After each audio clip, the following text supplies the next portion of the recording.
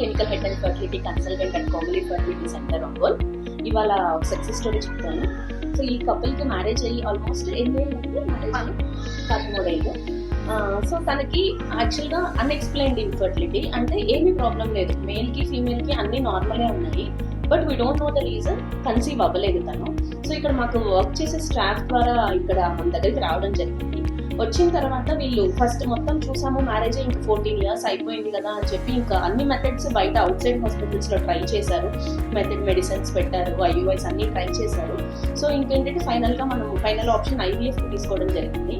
IVF చేసిన తర్వాత తనకి ఫస్ట్ సైకిల్లోనే కన్సీవ్ అయింది, దట్ టు ట్విన్స్ కన్సీవ్ అయింది. ట్విన్స్ తర్వాత 6th month షీ డెవలప్, మళ్ళీ ప్రెగ్నెన్సీలో వచ్చే షుగర్ డెవలప్ అయింది. But finally anyway almost delivery అయిపోయింది. ఇప్పుడు ఇద్దరు క్యూట్ గర్ల్స్తో ఇంటికి వెళ్తుంది. ఎట్లా ఫీల్ అవుతున్నాం? హ్యాపీగా ఫీల్ మన దగ్గర యాంటీనేటల్ చెకప్స్ అన్ని మన దగ్గరే చేయించుకుంది.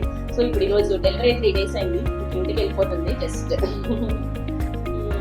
ఇప్పుడు వరకు అయితే హ్యాపీ, ఇది కూడా హ్యాపీగా ఉంది. హ్యాపీగా ఎక్కడ చూపించుకున్నా కానీ ఎక్కడ కన్సీవ్ కాలేదు, కానీ ఇక్కడికి వచ్చిన తర్వాత కన్సీవ్ అయింది. మేము అనుకున్న దానికి రెట్టింపే జరిగింది. Thank you.